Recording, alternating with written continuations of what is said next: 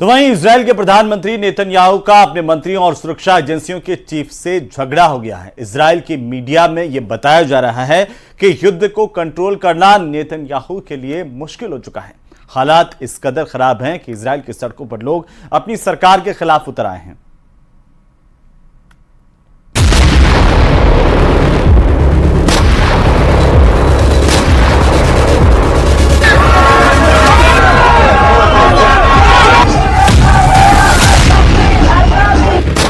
एक तरफ गाजा की सड़कें नेतन्याहू के धमाके से दहल रही हैं, दूसरी तरफ इजराइल की सड़कों पर ऐसा हाहाकार मचा हुआ है कि नेतन्याहू की सत्ता डोल रही है।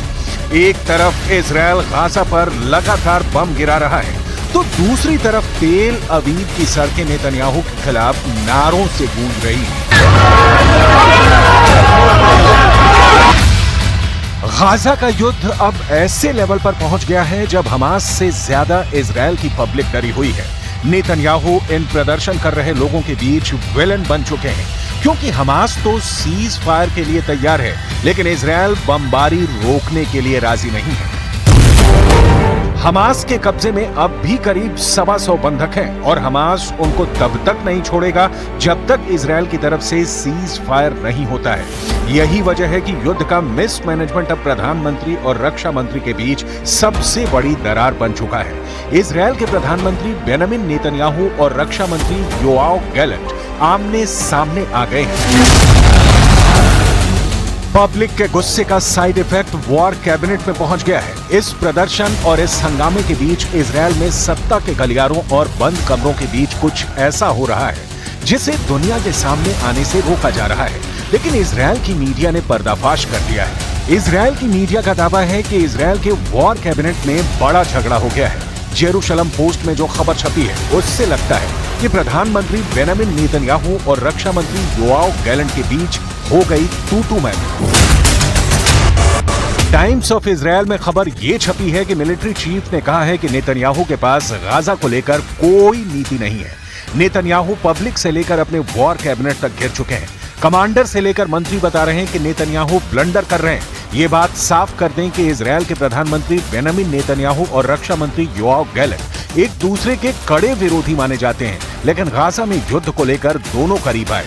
हालांकि अब दोनों की दुश्मनी सतह पर आ चुकी है।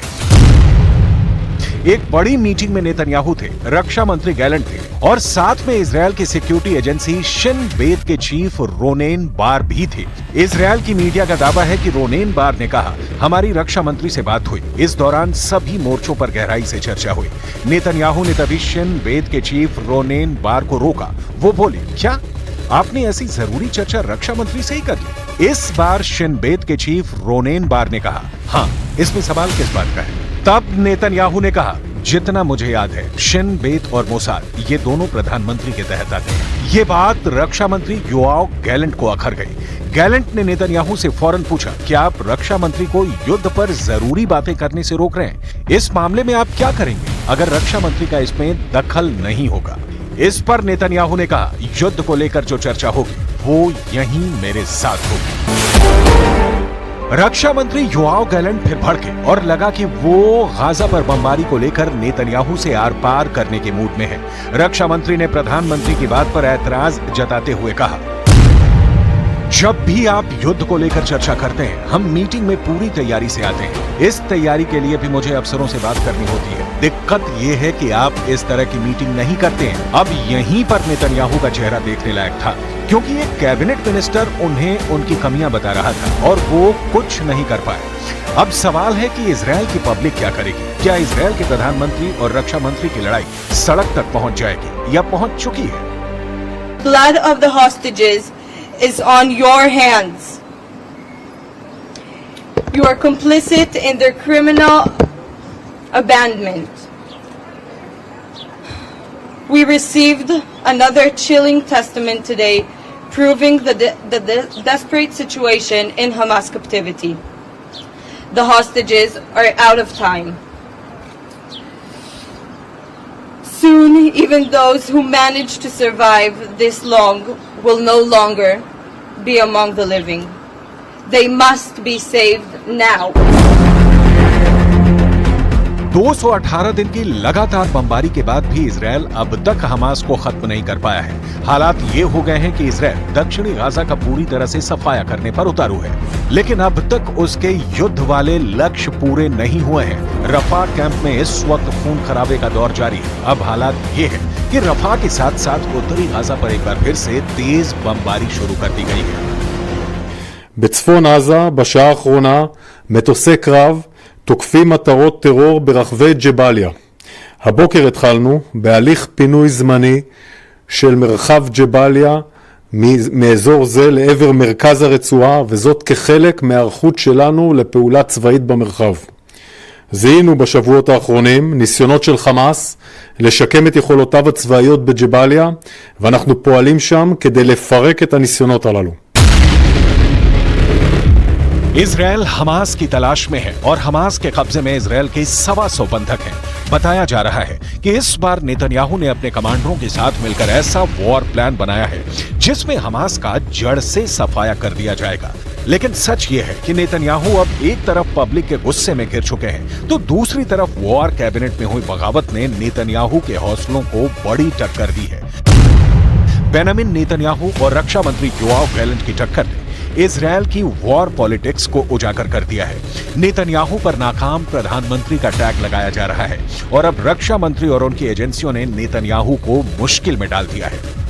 तेल अवीव की सड़कों पर लगातार मजमा निकल रहा है। लोग युद्ध रोककर बंधकों को छुड़ाने की मांग कर रहे हैं और यही वजह है कि नेतन्याहू अपने वॉर एजेंडे और बंधकों को छुड़ाने वाली डिमांड के बीच फंस कर रह गए हैं। I don't think that we have to be in Rafah just now. I think that the only thing that the Israeli government should do and make any action and any force is to rescue and free the hostages. This is the first mission that our Prime Minister and the government has to do right now. Rafah can wait. I don't believe that this is the most important action that should be taken just now at this moment. Netanyahu ने अपना पूरा focus दक्षिण Gaza के रफा को बनाया हुआ है।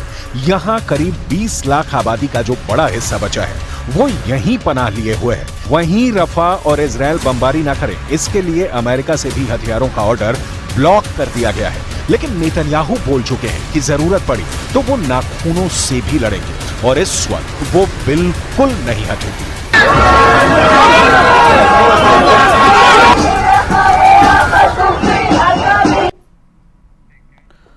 तो चलिए इसी के साथ ही स्पेशल रिपोर्ट में अभी के लिए फिलहाल इतना ही। आप देखते रहिए न्यूज़ 18 राजस्थान। नमस्कार।